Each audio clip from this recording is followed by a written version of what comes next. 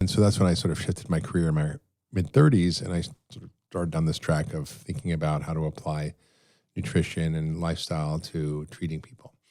And around the same time, I got very, very sick, like just kind of the way life unfolded for me. I ended up getting chronic fatigue syndrome from mercury poisoning from living in China. And so not only was I interested in this for my patients, but I was really desperate to get better. And I learned about functional medicine from one of the nutritionists, Kathy Swift, at Canyon Ranch where I was working, and game over. Once I opened that Pandora's box, it was just no stopping. And I just devoured everything I possibly could on the topic. And I, ingested every audio book and tape and lecture and presentation. And I mean, there wasn't a lot going on then, so it was a little bit. And I started applying it to myself, applying it to my patients.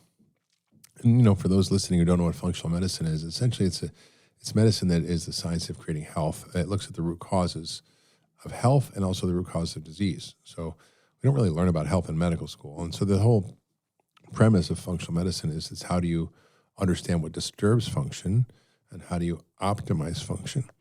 And so we do that through, detailed history, laboratory testing, learn what's going on under the hood, and diagnostics, and it allows us to see what's going on and how the body really is a system that's an ecosystem that you have to treat and create health in, just like you create a healthy soil if you want to have a healthy garden, right?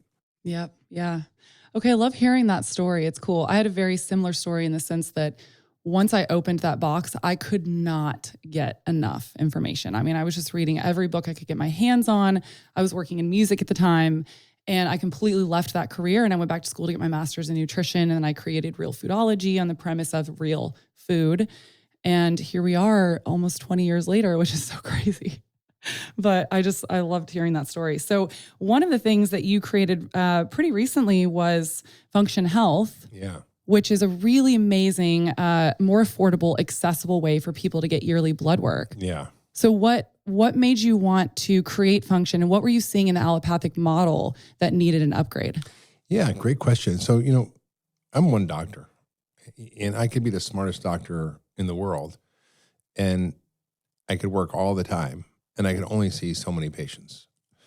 And so I realized what I've done in my career is to really create a roadmap for people to create health and address the chronic disease epidemic, which affects 6 out of 10 Americans, address our severe metabolic health crisis, which affects 93% of Americans, the autoimmune crisis, mental health crisis, all these things that we're really crappy at dealing with medicine. I mean, if you need a new hip, great. If you break your arm, awesome. If you need surgery, great.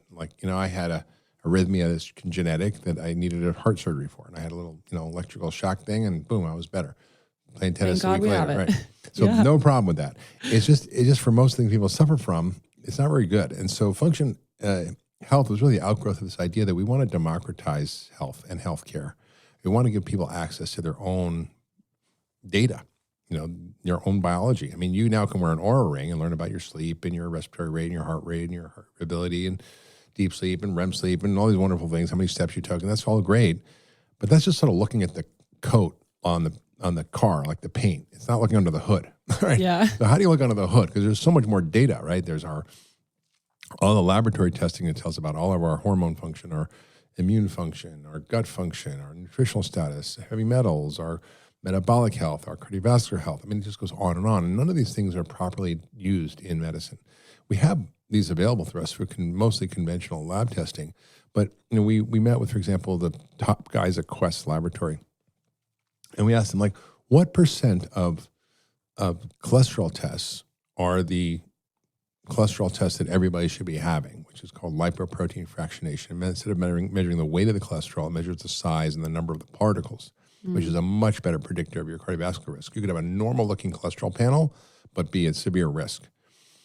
And he said less than 1% of the tests we get in, check for that.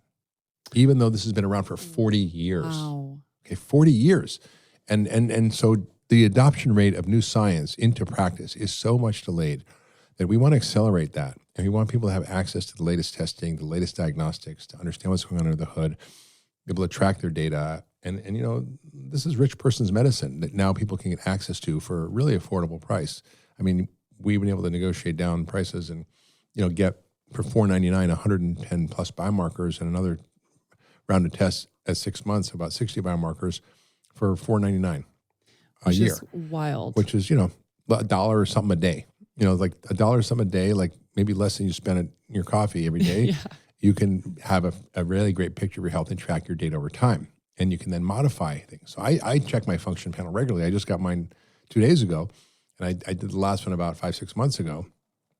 And based on what I found, I made some modifications. I changed a few things, and I've reversed my biological age in 5 months by 1 year. I did too. So I've literally gone back. I was already like 10 years younger, but now I'm 11 years younger. But even though I'm a half a year older.